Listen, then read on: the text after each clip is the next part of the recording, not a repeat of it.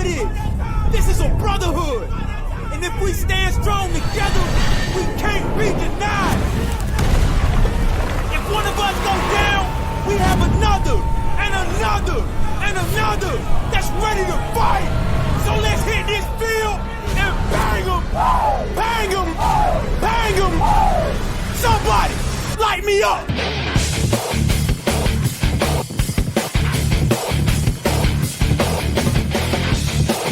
Welcome to the Empire. It's the Eskimo Empire podcast.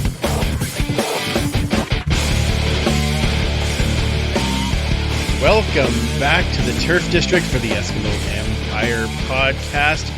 And we are a proud member of the Alberta Podcast Network, powered by ATB. And we are also a part of the Canadian Football Podcast Network, the CFPN.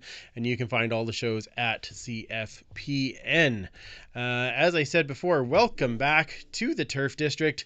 Back down here to talk a little bit, well, I'd like to say football, but as it turns out, we're going to be kind of talking just kind of more around football and all the things that are going on right now. Glad you guys could join us. We're always happy to get back and chat on the mics with each other and get a chance to chat with all of you. So let's make sure that we get everybody who is here. So we will start with to my kind of podcast left, kind of, I guess. Let's see how this works. It is the one and only. Here we go. It's Superfan Mike. There. There's the jazz hands. Well done. You're delayed. Well done. Glad to have you back, Superfan. Yeah, it's been I guess less than a few weeks now because we recorded last Thursday. But yeah, we're in a normal slot, so that's kind of nice. Yeah, exactly. Back on Mondays, back where we should be. All of those fun things. Your blurry background, it just makes you like really stand out. So now we can really see those nice rosy cheeks. Exactly. 3D House of Jazz Hands. 3D House of Jazz Hands. That's a new one. All right. All right, and to your podcast left, if we go the other way, we're going to find it is the one and only Commissioner Kayla. Actually, that was actually to your podcast below because I made her come up the screen instead of, which is wrong, but it was still kind of funny. Yeah. I ascend in a lot of ways. We've always said that you ascend. Yes. How are you? As good as one can be in situations like this, yes. Yes. Well, you, I do like the background you've got going on there. You've well laid out. I like that. Yeah, I don't have so much stuff to decorate with now. Well, that's all right. We're, each of us has our own little turf district. It's kind of fun. Yes. Now, we are also joined this evening by a featured fan. It has been a while since we have had a featured fan. Has been a while. Yes. And so we welcome back once again, I believe for his third time onto the podcast. It is Mr. Chad. How you doing, man? Yeah, I think so. Yeah. If you get closer, it works really well. Yeah, that's awesome. Thanks for joining us, man. Yeah, I love the backdrop. Tell us a little bit about your fancy room there, because not many of us have had the privilege to go down and see your setup.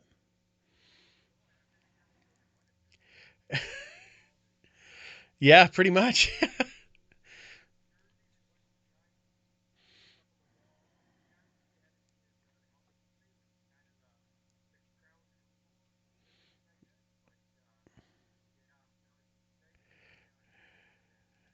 Oh, I bet.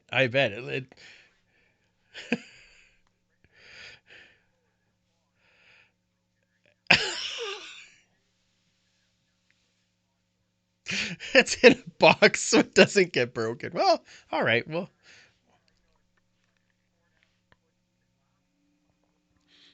wow. Because that one you have the jersey and the pants. Is that right?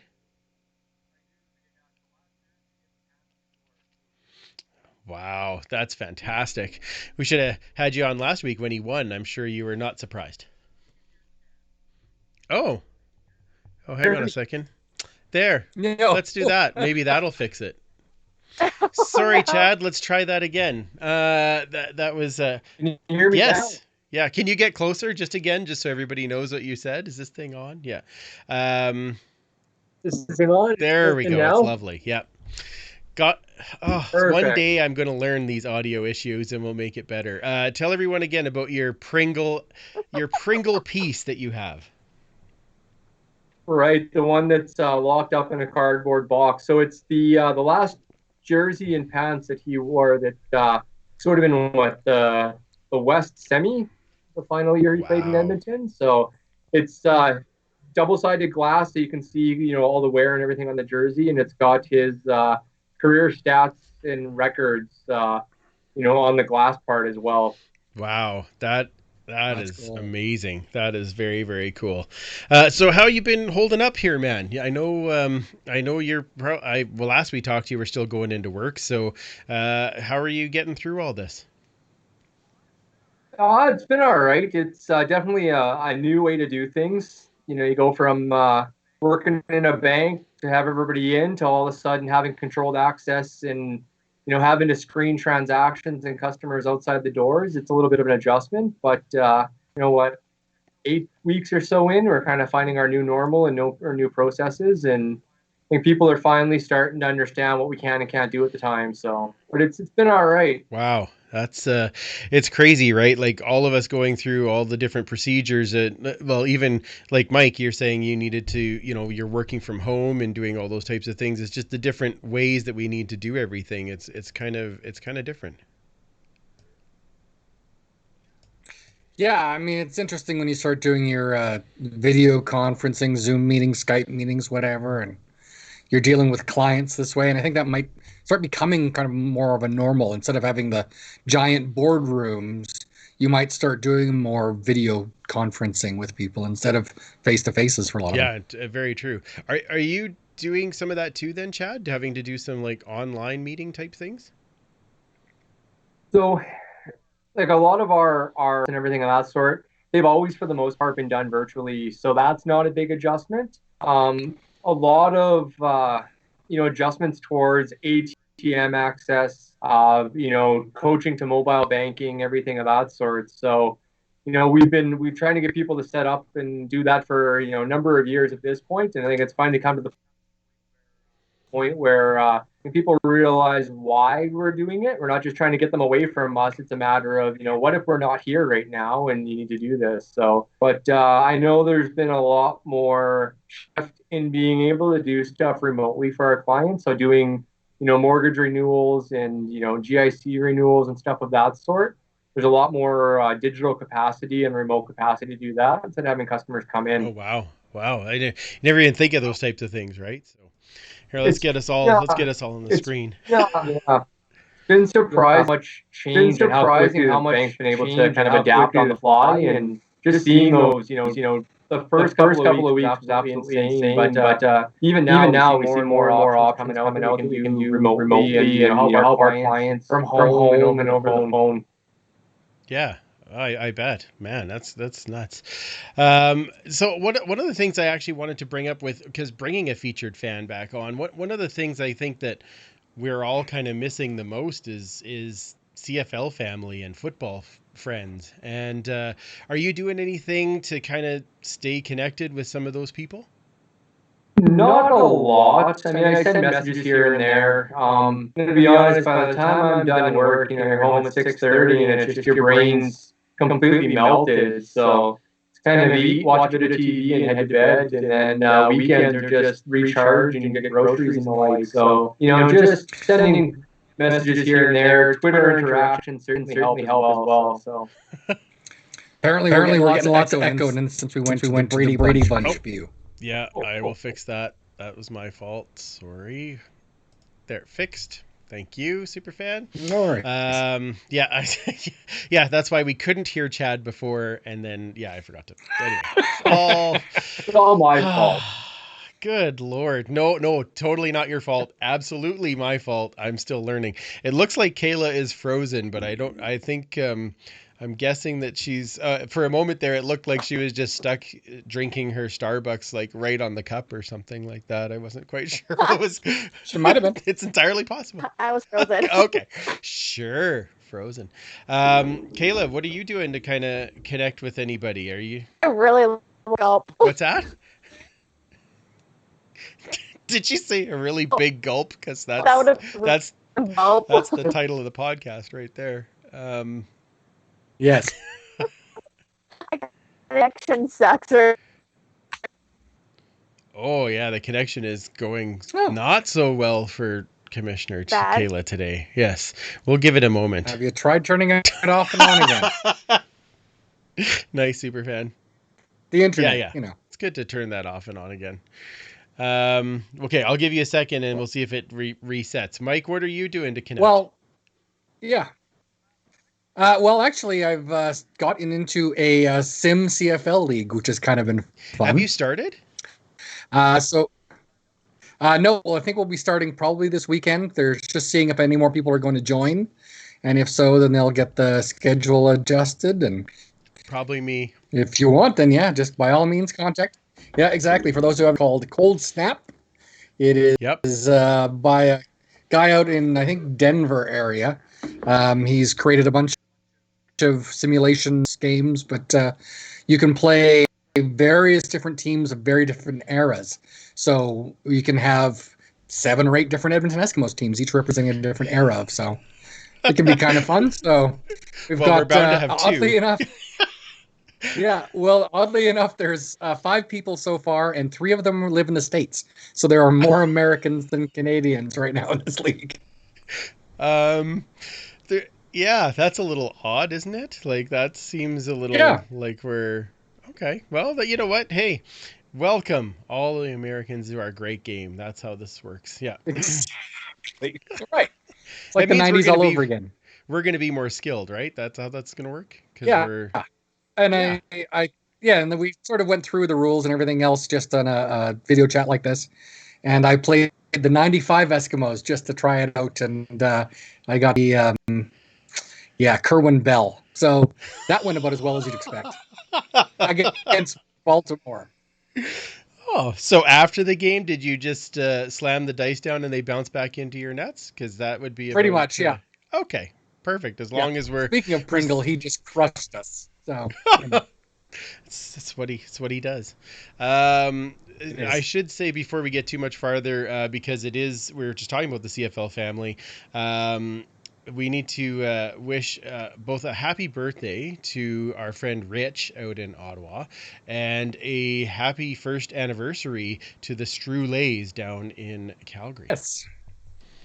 Yes, that was a heck of a party. I will tell you that. That was a lot of fun. So I saw the pictures going around today from different CFL family members, and let me tell you, it was. I am not gonna lie, I shed a bit of a tear because we miss all these people so bad.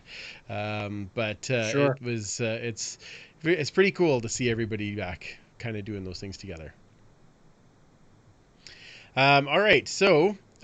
Before we go too far, should we do our depth chart, Superfan? Yeah, for sure. It would just Kayla back with the. I'm not sure. Can we hear you, Kayla? I can hear you guys, but Oh, I don't there. good. That's much better. There, much better. Okay. Are you connecting well, no, with any it's football gonna people? keep going back and forth because it keeps going bad connection, poor connection, and you guys like, and then go back to normal. Couldn't tell if that was Kayla or if that was a connection. I think that was Kayla. That was from my personal experience. That was Kayla. Yeah. Yeah, no, it's true. It's true. But All right. if I hop on a different network, is that going to work, or is that going to take me out of this conversation completely? Well, I'll take I you don't out know. for.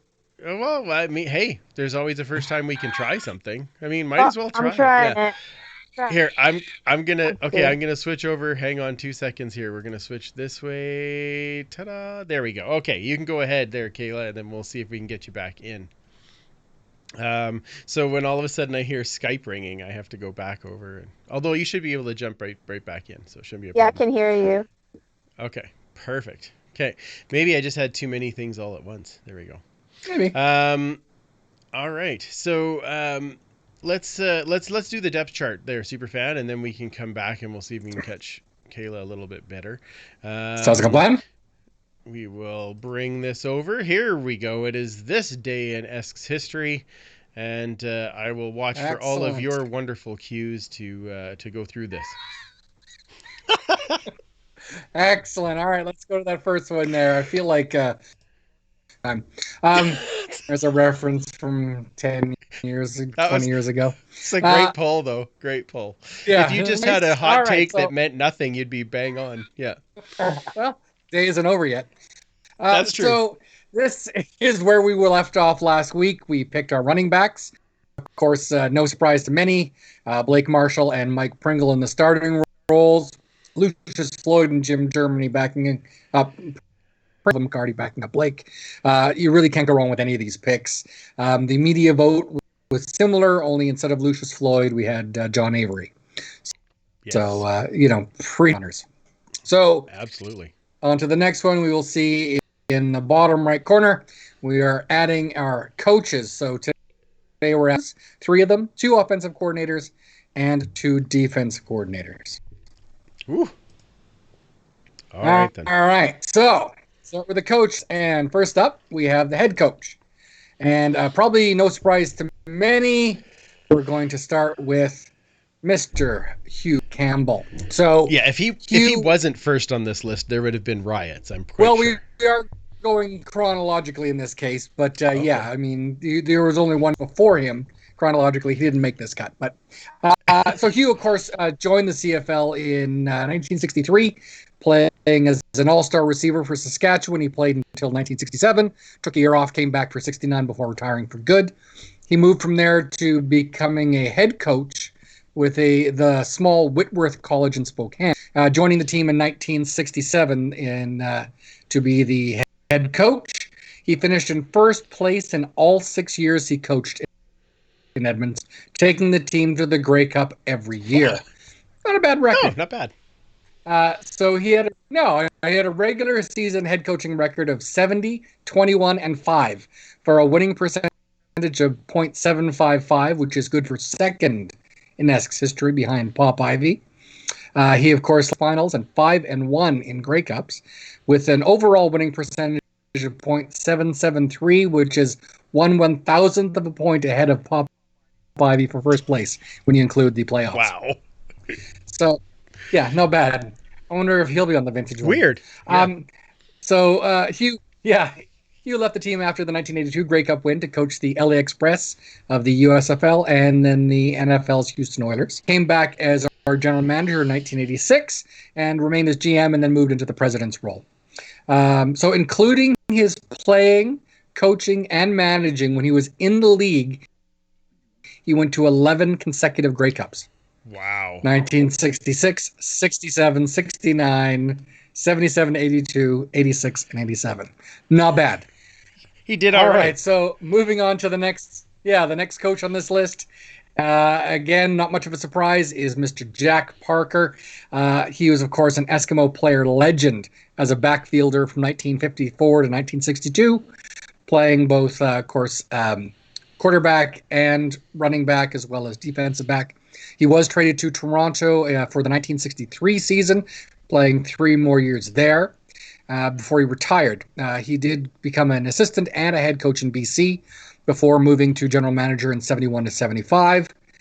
And then, found his way back home to the green and gold, Hugh Campbell's replacement, Pete Catella, about halfway through his first season in 1983. So he was with us until 2 games into the 87 when Parker was forced to retire for health reasons, and then he was replaced by Pop Sparagelli.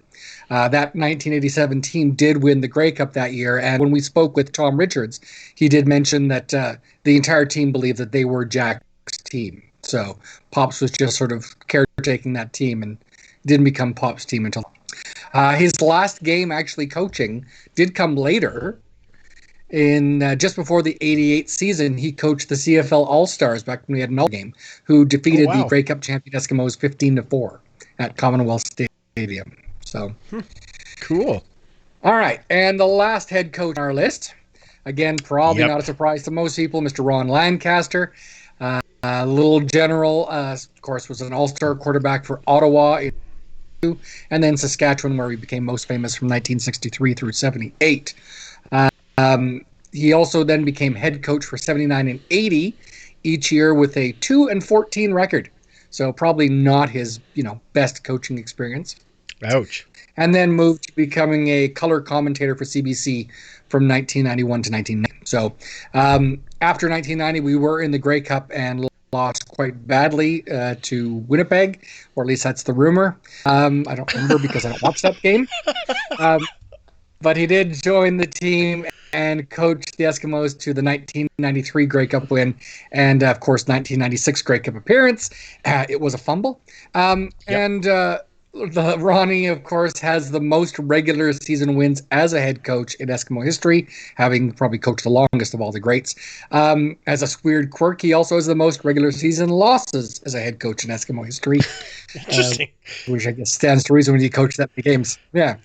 His final game with the Eskimos, of course, was a heartbreaking loss, 31-30 to the third place Saskatchewan Roughriders 7 West final, which unfortunately was the year we hosted the Grey Cup for only the second time in our history. He then went to the Hamilton Tiger Cats in 98, taking Danny McManus, Darren Flutie with him, and immediately was rewarded with the Grey Cup appearance, and then the next year won the Grey Cup. So, thanks, Ron. Yeah. Anyway. So if we move on next, we're going to look at the offensive coordinator. And our first one on that list worked under Hugh Campbell, and that is Cal Murphy. So Murphy has been with the league for a long time. He originally started playing halfback for the 1956 BC Lions, and then left and went into coaching. And then he returned to the league in 1974 with the Lions as an offensive coordinator, becoming head coach the next year. Did not do so well with them, so in 77 he went back to being an offensive coordinator, this time for the Montreal Alouettes, who won the Grey Cup against the Eskimos again. I know because I don't watch that game. That was the famous Ice Bowl where they cheated, so of course they're going to win. After Nice. his whole year in Montreal, he did join the Eskimos for the 5-in-the-row team, which means he won 6 consecutive Grey Cup wins as an offensive coordinator, which is not bad. while he was with the Esks in those 5 seasons, Edmonton scored 2,572 points in those seasons. His offenses were first place for points scored in all 5 seasons, and they outscored the second place team in the league by nearly 100 points a season. So pretty dominant at that point. When you're looking at about just over 500 points this season, and the closest is about 400 or less. So not bad. Wow. He did leave the Eskimos in 1983 to become a head coach and GM for the Blue Bombers. His last game with the Bombers was the 1996 West semifinal, where 68-7 to the Eskimos. So, again, that was a good game, and I watched that one often. I was just going to say, you watched that one. Yeah, that's Yeah. All right. So the next one on the list is a bit controversial, I think, but maybe. we'll go ahead and look at this one here. And it is the one and only Danny Machocha. Ooh. So Danny joined the CFL in 97 as an assistant with Montreal, moving up to being their offensive coordinator in 2001. The next year, he joined the Eskimos in 2002 and helped take them to the Grey Cup, the third time it was hosted in Edmonton in 2002. We lost that one, but we came back and, of course, won the 2003 and 2005. The Eskimos scored 2,010 points in the 4 years under Machocha as the offensive coordinator. We were first place in 2003, outscoring Calvillo's Alouettes by 7 points. So, wow. Not bad. He was promoted to head coach in 2005 and shared offensive duties with Lancaster's son, Ron Lancaster Jr., before he was moved to general manager and then let go during the 2010 season. Since then, of course, he became the head coach of the Université de Montréal Carabin later that year in 2014. And just 4 months ago, he was named the general manager of the Alouettes. So kind of back where it all started. Yeah, no Okay. kidding. No, I'm gonna say I would kind of agree with this as an offensive coordinator. I thought his offenses were very good. Yeah, they were very good. They were Yeah. only once were they the top offense in the league. But I mean, of course, that sometimes depends on your. But when in Yeah. that time he had Ed Hervey and he had Mookie Mitchell and he had Terry Vaughn. Hmm. In 04, his last year. Of course, Jason Tucker, Ricky Ray. He had some pretty good weapons. So You don't say. you know, Those are all right. yeah. Yeah. Decent. All right, so let's go on to the defensive coordinator. So the All first right. guy on our list here is Don Matthews. That is someone I think that most people that are fans are going to be familiar with that name. Don originally played as a linebacker in college and then went right into coaching, mostly high schools in Nevada, before becoming an offensive line coach and then OC back at his alma mater in the early 70s. He did return to coaching high schools in the mid 70s before being brought north by Hugh Campbell in 77. That was a very controversial decision at the time because he really had no experience at being a defensive coordinator. But Hugh really believed in him, and obviously it paid off. So Wow. he did coach linebackers in 77 before being named the defensive coordinator from 1978 through 1982, which coincidentally are the years we won the Grey Cup. Yeah. His defense finished third for points against in 1978, but finished first for points against 79 to 82, allowing an average of 275 points against per season, which is nearly 50 points better than second place teams each year. He did return for as defensive coordinator for one more season in 1989. The Eskimos, of course, went 16-2. That year, the defense allowed 302 points, which was in 18 games instead of 16, with 126 points fewer than the second place team. So again, very dominant in that era. Very dominant in a year that they didn't have the Grey Cup. That's right. Right, exactly. So he became the head coach of BC in 1983. So Hughes at 1.4 assistants, 3 of them became head coaches, which is again a testament to the people he picked. He did become the head coach, like I said, in BC in 83, took him to the Grey Cup in 85, and has won 5 Grey Cups with the Lions, Baltimore, twice with Toronto, and Montreal. So Wow. not a bad record. And then last on our list, we have Rich Stubler. Stubler has come with the team 3 different times. He was with the team in 91 through 95, 98 to 99, and 2011. He definitely really made a lot of changes to run, most of which are still being used to this day. He did join the CFL in 83 as a defensive coordinator with Hamilton, and then beat the Eskimos as an underdog 1986 Grey Cup. I kind of can watch that one. But after being defensive coordinator with Toronto in 1990, Ron Lancaster became the head coach and brought him over.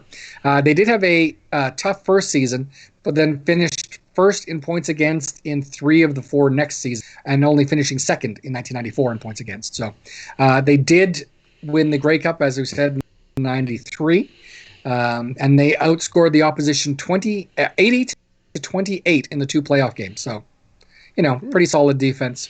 Yeah. He did, after 1995, he went back to university balls for 2 years and then returned to the Eskimos in 98, and then was defensive coordinator for 2 years before moving on to BC and several other teams.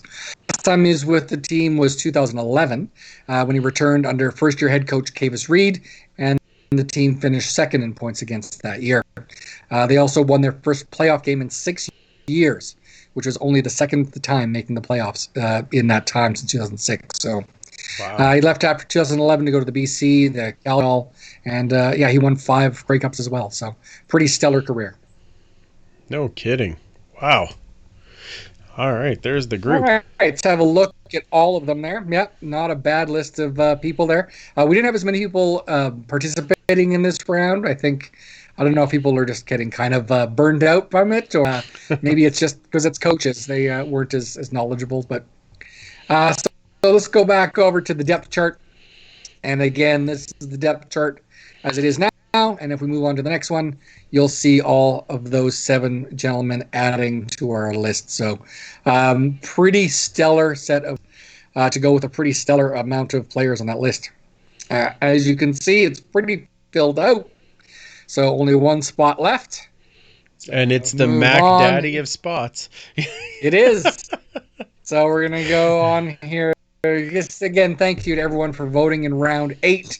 Round 9 is coming, and it is quarterbacks. So we're going to be picking 3 quarterbacks from the multiple quarterbacks we've had from 1975 to present. At the end of that, we're going to sort of reveal who the final list is. And from that, we are going to be making a print of all of the on there with their, like, with the depth chart, photos of all of them, and that's going to be auctioned off, or not auctioned off, but it will be raffled off, I guess, to drawn for the winner for it. So, yeah. So if you haven't participated, get your votes in for the round 9, and who knows, maybe you can win. Wow, man. I tell you, the 3 quarterbacks, that is the one that we've all been dreading, because it is going to be incredibly tough to try and pick that. I don't know about that one. That would be crazy. So, Chad, did you vote in the coaches one? I missed the coaches one. All right. Do you agree with the choices? I don't think there's any big surprises. I don't think much of a surprise on offensive coordinator. I think if we would have showed up at head coach, it would have been a different story. But yeah, no real big surprises. All right, and so now let's do a preview here. We're talking quarterbacks since 1975. Who are the top 3 that come to your head? And then Mike will tell you how many you're missing. I was going to say, Charlie Weatherby should obviously make that list, because he was just a genius. So, well, we were already talking about Kerwin Bell. We might as well add him right there. I mean, my first thought was Stephen Giles. Of course, yeah. Perfect. That's excellent. Good choice. Yeah, right. Jimmy Kemp, right up there. Yeah. Jimmy was never a starter, though, so I think we're gonna have to give that one to David Archer. David Archer. For sure. Of course, yeah, David Archer. What was I thinking? Anyway, in all seriousness, who would be your 3 there, Chad? I mean, my knowledge doesn't go quite as far back, but I think Warren Moon's got to be on that. And just based on what he did in the short time, you got to put well, I shouldn't say short, but I mean Ricky Ray's got to be on there too. Mm-hmm. Yeah, Ricky has every record on the team, so yeah. And I think the third, I mean, it might be just most recent, but I think Mike Riley has a fighting chance on that top 3 as well. But if you look back, it's really hard to say. Yep. Well, when you look at some of the guys we've had, I mean, from 74 onwards, you had Lemmerman, Wilkinson, and Moon at the same time. Those guys were gone. You had Dunnigan, Allen, and Ham. McManus might be a dark horse in there. I mean, that's a pretty solid from 1975 to 98, so 97. Yeah. And then in the 2000s you got Riley and Ray, right? So Ray. There's going to be lots. James Franklin. Of course, he's already got my vote. Exactly. Yes. 3 votes for James Franklin. Why is everybody not surprised by this? Come on, James. James wins. All right, we're gonna slide back over to Commissioner Kayla here, because when it's just her on the screen, we get perfect. So, Kayla. Oh, you don't want my Ricky Ray just like displayed in the little photo? It's actually kind of well timed. This worked out okay. That was your vote. I know you were voting for Ray anyway, so it worked out real well. Yeah. I know. Now this guy.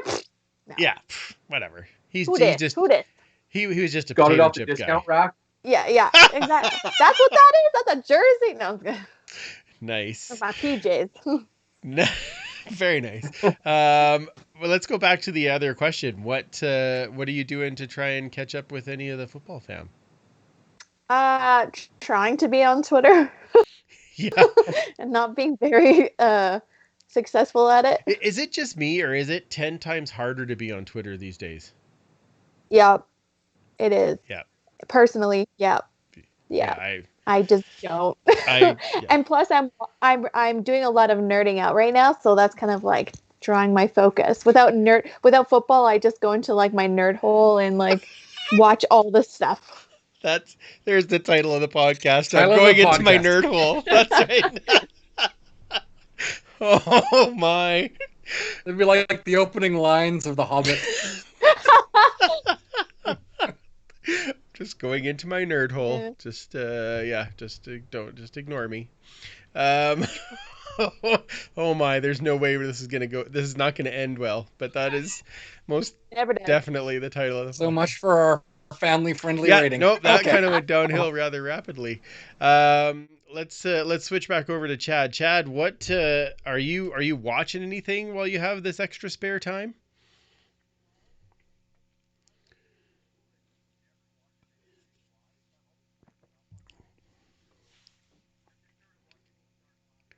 Oh, nice. There is. The Last Dance, like the Michael Jordan docu-series, has definitely kept my Yeah. attention.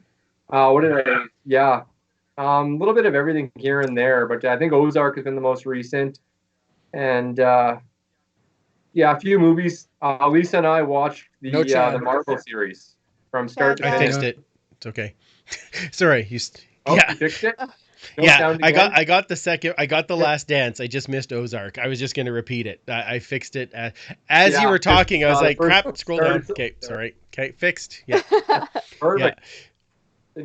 Just yeah, a lot of time into the Marvels. I mean, we watched everything all through chronological order. very nice.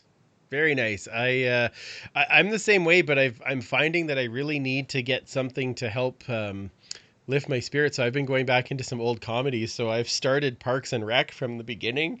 It is outstanding. I can't recommend that one enough. And Community. So both of them are keeping me laughing pretty good. So that's kind of nice. It's kind of nice to have that. All right, I want to ask Chad. I want to ask you one more question because we had this last week, and I think this is a super cool question. You get to pick the CFL Encore for 1 week. What 2 games are you going to pick to watch? It would have to be the 2005 Grey Cup Yep, good pick. and the 2015 Grey Cup. And the next question, obviously, is: are you watching the 2015 Grey Cup just to see if you can see yourself in the stands? No, that whole game was a blur. Like, I don't think I've ever been that nervous about a sporting event in my life. It was, yeah. I didn't even realize that the clock was ticking down. I saw Mike Riley take a knee, and I couldn't figure out what was happening. I get it. I remember that all too well. It was, it was amazing. I need them to replay it just so that I can watch, because I don't remember half of it because I was just so nervous. Yeah, exactly. Yeah. Well, Chad, thank you for joining for this, and of course we will have you on for the podcast as well. And thanks for joining in, listening, and sharing a few laughs with us early. Hey, thank you. It's been fun. All right, and Superfan, I'll switch over to you. You're all set up in your space there. You're ready to go for the next week. Are you prepared for the long weekend, my friend? Yeah, he's a little sad considering this would have been the weekend coming up would have been the beginning of camp. So you that didn't always have seems to to say correspond. Yeah, but we know it's there. Yeah, I know. See the elephant in the room. Yes. Uh, Yeah. I thought that was just me, but that's fine. No, Okay. That's what Where's happens when the you're in quarantine for shot too at? long. where's that slow clap, G? Yeah. Yeah. All right. Yeah, that's a good. Yeah. Yeah, it's I had to cancel my vacation plans that I had booked to work just because I'm not taking the time off if we don't have training camp to go to. So it is a little bittersweet, but I've been watching quite a few games and a lot of non-game Eskimo footage, which has been kind of fun. So a lot of cool. documentary kind of stuff. Yeah. Well, that was like you walking around with a camera, just chasing guys around Yeah. the streets. A little bit of this, a little bit of that. Oh my, that's funny. That's a pretty good way to do it. And Commissioner, you're all set up, ready for the long weekend? Set up for what? Yeah, what are you doing on the long weekend? Exactly that. You know what? I'm going to tell you. I took the week off and I just kept it because if I don't, I need a break. Yeah. I need to turn my brain off a little bit from all the work side of things. So I'm going to take my week and watch a whole bunch of movies because it's going to be crappy weather. So I'm. Oh yeah. Is and, it? Oh, a long weekend. Of course it is. Duh. the long weekend's not going to be too bad, but the week after is going to be blah. Oh. So I don't know. Maybe we'll have. No, I'll probably binge watch some stuff too. Yeah, we'll have to. Yeah. Maybe we'll do a spontaneous YouTube live just for fun. Just for fun. Can I be watching my Star Trek at the same time? Probably. Yeah. Probably. As long as you quote it while we're watching. Popcorn. Yeah. that's all I'm waiting for. I'll make sure that I get down and take a picture of me crying at the Commonwealth sign for both of you, just so that you have that. Please do. Yeah, thanks. Yeah, You're a giver. I'm here to help. It's what I do. Yeah, absolutely. All right. Well, thank you everyone for joining us. Again, we are a part of the Alberta Podcast Network, powered by ATB, and you can find all of the great shows at albertapodcastnetwork.com. And you can find all of our stuff at eskempire.ca. And we will look forward to joining you again in a couple of weeks. Again, thanks for tuning in. And the show should be out tomorrow, hopefully, Superfan. Yeah, I think that should be probably doable. We'll go with that. All right, perfect. Yeah. So thanks again for joining us. And we will absolutely talk to you in a couple weeks.